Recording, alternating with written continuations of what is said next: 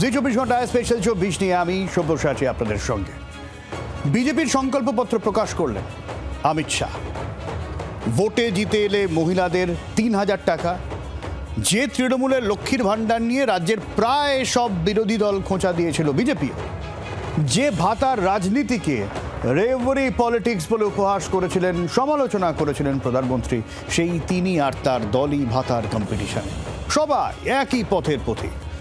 মানুষও মনে হয় বুঝে নিয়েছে, হ্যালো করি মাখো তেল। ক্ষমতা এলে তুমি দুর্নীতি করবে, কালো টাকার গাছ বানাবে, আর আমরা লবণঙ্কা। তার চেয়ে ভাতা দাও, ভোট নাও। আর এই দেওয়া থোয়ার রাজনীতিতে মাথায় হাত অর্থনীতি। আজ স্পেশাল 24-এ দেয়া থোয়ার রাজনীতির কথাই বলব।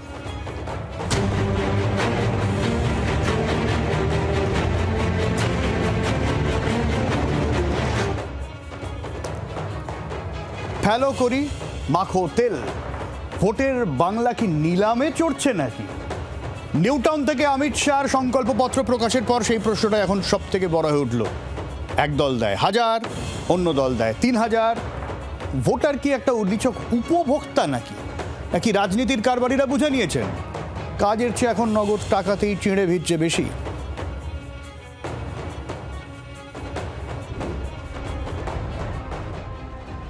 সংকল্পপত্র প্রকাশ করতে গিয়ে শাহর মাস্টার স্ট্রোক।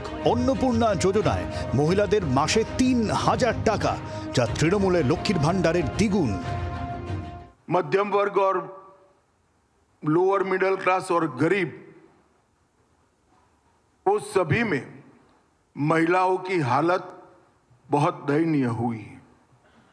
जब तक ये गड्ढा नहीं भरता है तब तक भारतीय जनता पार्टी की सरकार हर महीने 1 से 5 तारीख के अंदर 3,000 रुपया हर माता के बैंक अकाउंट में ट्रांसफर करेंगे।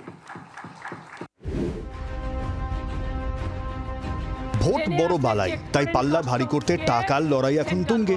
বিজেপির টাকার থলি ভারী, তাই নিয়ে তড়িঘড়ি খোঁচা মমতা বন্দ্যোপাধ্যায়েরও। টাকা কম হলেও গ্যারান্টি সামনে রাখছেন মুখ্যমন্ত্রী। লক্ষ্মী ভাণ্ডার সারা জীবন পাবেন, সারা জীবন যত দিন থাকবেন এই পৃথিবীর আলো বাতাসের সাথে মায়ের বোনেদের উপহার। মনে রাখবেন, আগামী দিনে আমাদের সংকল্প লক্ষ্মীর ভাণ্ডার আজীবন চলবে, যুব সাথীদের জীবিকার সন্ধান চলবে। অবশ্য যুব সাথীর ১,৫০০ও দ্বিগুণ করে দিয়েছেন অমিত শাহ। बेरोजगार युवाओं को 3,000 की मासिक आर्थिक सहायता देने का भी भारतीय जनता पार्टी भरोसा दिलाती है। ঢালাও আশ্বাস অমিত শাহর সংকল্পপত্রে, খোঁচা দিতে ছাড়ছে না তৃণমূল। এই লক্ষ্মীর ভাণ্ডার নিয়ে কত রকম উৎসাহ করেছে বিজেপি, ভিক্ষা, মা বোনেদের অপমান, এই কথাগুলো বলেছে। যখন মমতা বন্দ্যোপাধ্যায় মহিলাদের জন্য একের পর এক স্কিম করেছেন, সমালোচনা করেছেন, কিন্তু পরবর্তীকালে দেখা যাচ্ছে বিজেপি শাসিত রাজ্যেই সেগুলো নকল করেছে। আবার এখন নিজেরাই নিজেদের প্রতিশ্রুতিতে সেগুলো ইনক্লুড করছে। তো মানুষ এই কপি ক্যাট, জেরক্স কপি নেবেন কেন? মমতা বন্দ্যোপাধ্যায়ের উন্নয়নকে নকল করে পিছিয়ে যাওয়া দেউলিয়া এই বিজেপি, তো লজ্জাও থাকে। যাকে সমালোচনা করছি তারটাই নকল করছি, এদের সেই লজ্জাটাও নেই। মানুষ এমনি প্রত্যাখ্যান করবে। এই দৌড়ে পিছিয়ে নেই হাত শিবিরও। মল্লিকার্জুন খার্গের হাত ধরে আসা কংগ্রেসের ইস্তেহারেও আছে ২,০০০ টাকার দুর্গা সম্মান। অর্থাৎ বাংলা এখন নারী শক্তির লড়াই আর সম্মানে আটকে নেই, আটকে গিয়েছে ১,০০০ টাকার নোটে। লক্ষ্মীর ভাণ্ডার নিয়ে খোঁচা দিয়ে অনেক সমালোচনা হজম করতে হয়েছে বামেদের। প্যাঁচে পড়ে তারাও এখন এই পথেরই পথিক। মহিলাদের ২,০০০ টাকা ভাতা, বৃদ্ধদের ৬,০০০ টাকার ভাতা ঘোষণা করেছেন তারা। যে বাম আমলে একের পর এক কলকারখানা বন্ধের অভিযোগ ছিল, তারাও পরিবার পিছু স্থায়ী চাকরির আশ্বাস দিয়েছে ইস্তেহারে। অর্থাৎ মহিলা ভাতার কম্পিটিশন যদি শুধু ধরি, তৃণমূল দেবে ১,৫০০, বিজেপি দেবে ৩,০০০, কংগ্রেস এবং সিপিএম দেবে ২,০০০ টাকা করে। আর এই ভাতার আশ্বাসের ছড়াছড়ি সব দলের রাজনৈতিক ইস্তেহারেই। জনমনের চিড়ে ভিজবে কিসে, সেটাই দেখার। ব্যুরো রিপোর্ট, জি24 ঘন্টা। দেখুন, যদি এই টাকা পয়সার হিসেব দেখেন, ভাতার ভার তাতে কিন্তু গেরুয়া শিবির এগিয়ে, কিন্তু এই টাকার অঙ্কে কি বাংলার মন ঘুরে যাবে? সন্দেহ প্রকাশ করছেন রাজনৈতিক বিশ্লেষক সুমন ভট্টাচার্য। বিজেপির সংকল্পপত্র থেকে এটা পরিষ্কার যে আজকের ভারতের রাজনীতিতে ভাতা দেওয়াটাই নিয়ম। অর্থাৎ ভাতা দেওয়ার যেসব প্রস্তাব বা যেসব প্রতিশ্রুতি বিজেপি দিয়েছে সেগুলো কিন্তু প্রত্যেকটাই মমতা বন্দ্যোপাধ্যায়ের সঙ্গে টক্কর দেওয়ার জন্য। একসময় যে নরেন্দ্র মোদী সভায় সভায় এসে বলতেন যে বিরোধীরা ডোল দেয়, সেই নরেন্দ্র মোদীকে এখন রাজ্য জেতার জন্য সেই একই ধরনের ভাতার প্রতিশ্রুতি দিতে হচ্ছে। এটা প্রথমত বিজেপি বা গেরুয়া শিবিরের জন্য একটা বিরাট পট পরিবর্তন। তারপরে যদি আপনি আমাকে জিজ্ঞেস করেন যে এই পট পরিবর্তনের পরেও বিজেপি কি বাঙালির বা বাঙালির মন জয় করতে পারবে, আমার সন্দেহ আছে। কারণ বিহার বা মহারাষ্ট্রেও ভোটে জেতার আগে বিজেপি যেসব কথা বলেছিল, যখন ভোটে জিতলো তারপর দেখা গেছে মহিলাদের মাসিক ভাতা বা যাকে আমরা বলি minimum economic guarantee, income guarantee, সেটা দেওয়ার ক্ষেত্রে অনেক ধরনের বিভিন্ন ধরনের গাইডলাইন রেখেছেন বা বিভিন্ন ধরনের বেঞ্চমার্ক সেট করেছেন, যেটাতে কিন্তু মহিলাদেরকে এই ধরনের ভাতা পেতে অসুবিধে হয়েছে। বিশেষ করে মহারাষ্ট্রের ক্ষেত্রে এই অভিযোগটা সামনে এসছে। আমাদের মনে রাখতে হবে, মহারাষ্ট্র কংগ্রেসকে কুপোকাত করে দেবেন্দ্র ফডনবিসের জয়ের পেছনে বড় কারণ ছিল এই ভাতার রাজনীতি। সে আপনারা কাকে বিশ্বাস করবেন, আপনারা কাকে ভোট দেবেন, সে তো আপনাদের ব্যাপার, ওইটাতে গিয়ে লাভ নেই, আপনারা ভালো বুঝবেন। আমি শুধু ভাতার দিকটা উল্টে পাল্টে দেখাতে চাইছি।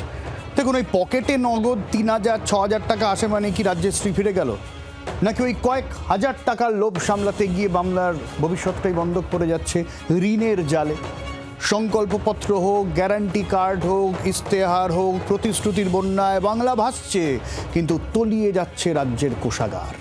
ভাড়ে মা ভবানী বাংলার অর্থনীতি এই ধাক্কা কতদিন সামলাতে পারবে?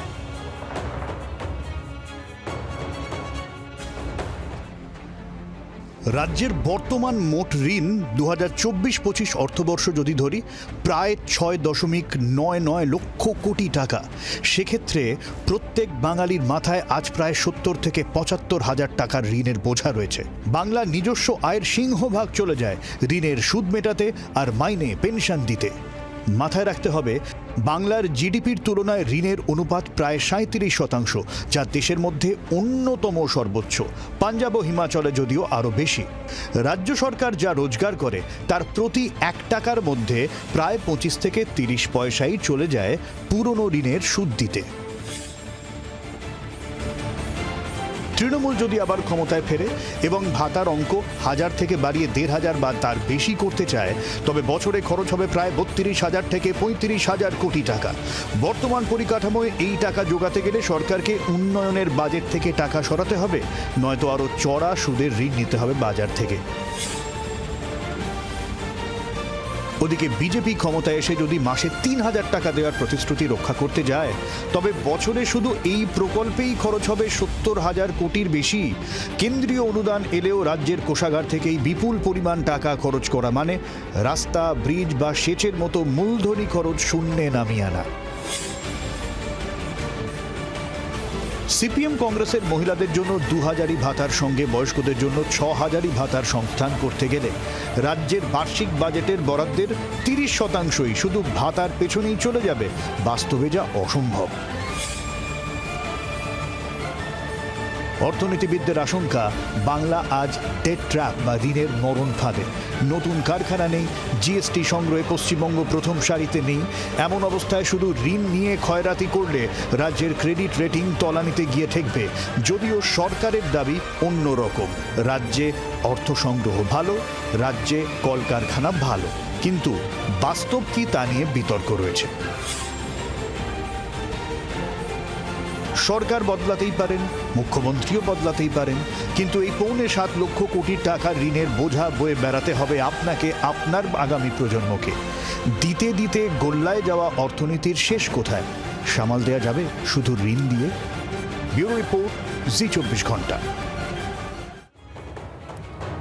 আচ্ছা, যদি উল্টো প্রশ্নটা করি, যখন হাজার হাজার কোটি টাকা নেতাদের খাটের তলা, বাগানবাড়ি থেকে উদ্ধার হয়, তখন কি রাজ্যের অর্থনীতি ধসে পড়ে না? যখন সিস্টেমের রন্ধ্রে রন্ধ্রে দুর্নীতি চলে, তখন কোষাগারে টান পড়ে না? উল্টো প্রশ্নটাও তো করতে পারি, গরিবের থালায় যৎসামান্য ডাল ভাতের সংস্থান হলে সেটা খয়রাতি, আর নেতার পকেটে কোটি কোটি টাকা গেলে সেটা সিস্টেম। বাহ!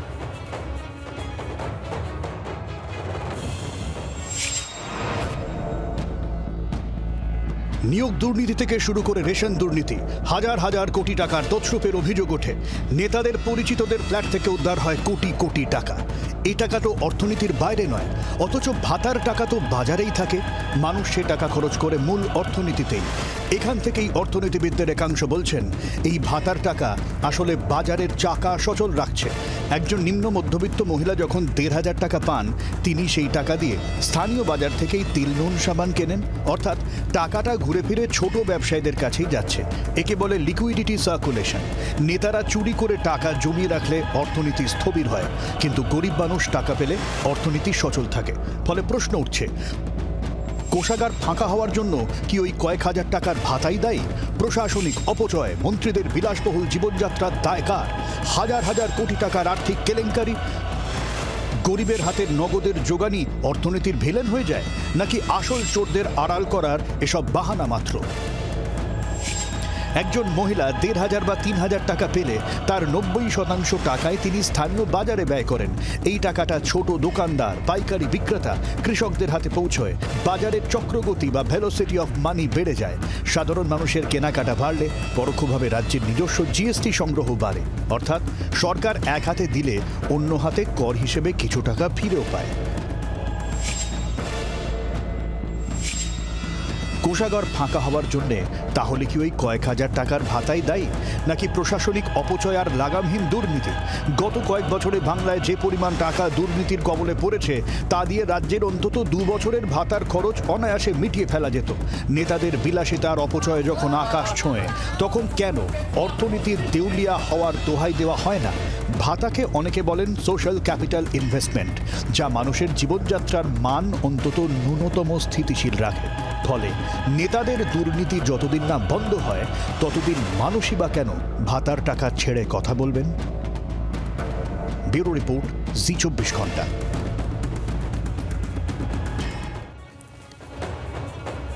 অর্থনৈতিক বিশেষজ্ঞ অনির্বাণ দত্তের মতে, ভাতা খারাপ নয়, তবে বাড়াবাড়িটাও ভালো নয়। শুনি। ভাতা দরকার।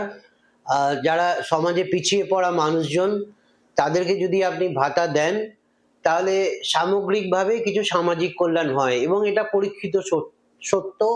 এবং আপনি যদি ভাতাটাকে ভোট কিনবার জন্য ভেট হিসেবে ব্যবহার করেন, তাহলে কিন্তু সেটা অর্থনীতির পক্ষে মঙ্গলদায়ক নয়। আপনি যদি জিজ্ঞেস করেন যে ভাতা এবং দুর্নীতির মধ্যে কি সম্পর্ক আছে, বা দুর্নীতি বন্ধ করে যদি শুধু ভাতা দেওয়া যায়, তাহলে কি সমাজের পক্ষে ভালো? একদমই ভালো। দুর্নীতি যদি বন্ধ করা যায়, কারণ দুর্নীতিতে কিন্তু সরকারি টাকা নষ্ট হচ্ছে এবং সেই টাকাটা শুধুমাত্র এক শ্রেণীর লোক যারা সেই দুর্নীতির সঙ্গে যুক্ত, তারাই হচ্ছেন তার বেনিফিশিয়ারি। ভাতা শুধুমাত্র যেখানে দরকার, যাদের দরকার তাদেরকেই দেওয়া হয়। ভাতা যাতে কোনো রকম ভাবেই ভোট কিনবার জন্য ভেট হিসেবে ব্যবহৃত না হয়। আচ্ছা, আগের রিপোর্টে বললাম না যে মানুষের জীবনযাত্রার মান ন্যূনতম যদি যাতে স্থিতিশীল থাকে, তার জন্য সরকার ভাতা দেয়। এক্ষেত্রে আর একটা প্রশ্ন মাথায় আসছে, নাকি এই কাজটা মানুষের জীবনযাত্রার মান ব্যালেন্স রাখতে ভাতা এটা সরকারকে করতে হচ্ছে কেন? আরে আমরা আমাদের জীবন ঠিক করব, আমরা আমাদের নিজের রোজগার করব, কিন্তু সেটা তো পারছি না। ফলে আর একটা প্রশ্ন উঠছে, কাজ দেওয়ার ক্ষমতা নেই, তাই কি ভাতা দিয়ে মুখ বন্ধ করার চেষ্টা? বাংলার শিক্ষিত যুব সমাজ কি এতটা সস্তা হয়ে গেছে, একটা স্থায়ী চাকরির বদলে কয়েক হাজার টাকার খয়রাতি নিয়ে তারা সন্তুষ্ট থাকবে? সব দলই তো তাই করছে।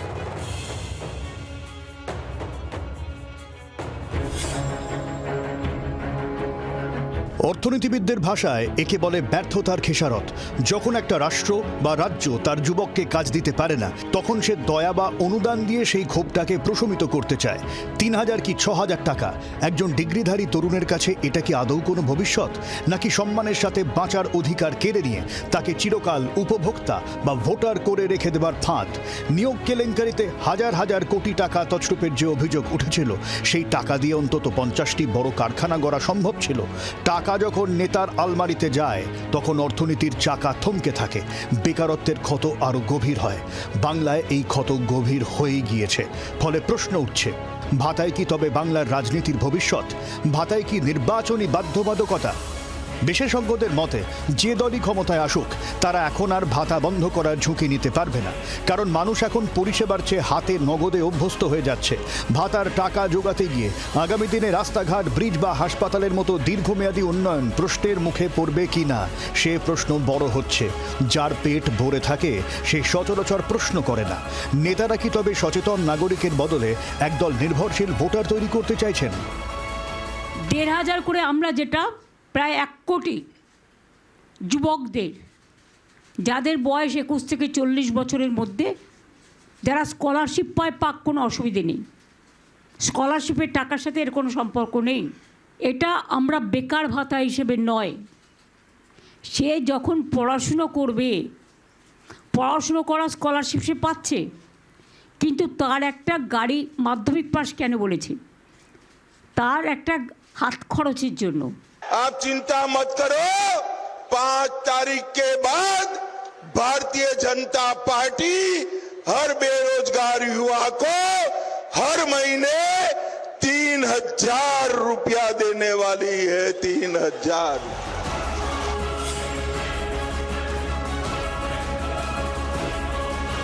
শিক্ষা, স্বাস্থ্য, শিল্প, ইস্যু ভিত্তিক রাজনীতি বাংলায় হারিয়ে যাচ্ছে টাকার অঙ্কের নিচে। যার ঝুলি যত বড়, ভোট তার পকেটে। এই সংস্কৃতি বাংলার গণতান্ত্রিক ঐতিহ্যকে কোন জায়গায় নিয়ে যাচ্ছে প্রশ্ন উঠবে না? আজ ভাতা হয়তো মানুষের অভাব মেটাচ্ছে, কিন্তু কালকের স্বপ্নগুলো খুন করছে না তো? বাংলা কি তবে শুধু ভাতার রাজ্য হয়ে থেকে যাবে? মুশকিল হলো, কোনো রাজনৈতিক দলের কাছেই বিকল্পের সন্ধান নেই, কাজের ফাঁপা আশ্বাস আছে শুধু। ব্যুরো রিপোর্ট, জি24 ঘন্টা। বিজেপি অভিযোগ কি করছে? তৃণমূল রাজ্যে কোনো উন্নয়ন করেনি, কর্মসংস্থান নেই, শিল্প নেই। বিজেপি এলে তো শিল্প হবে, সোনার বাংলা হবে। তারা কেন একই ভাতার পথিক? যেখানে রেওরি কালচার নিয়ে দলের শীর্ষ নেতৃত্বের আপত্তি ছিল, তারাই কেন ভাতার পথে?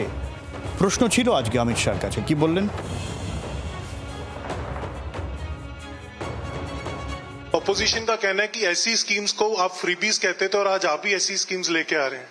देखिए, जिस प्रकार का गड्ढा यहाँ पर कर रखा है, पहले कम्युनिस्टों ने और ममता जी ने, वो गड्ढे से जनता को बाहर निकालना किसी भी सहायता के बगैर संभव ही नहीं है। कोई व्यक्ति अगर बीमार होता है तो उसको शक्ति की दवाइयां देते हैं, इसको फ्रीबीज नहीं कहते हैं भैया।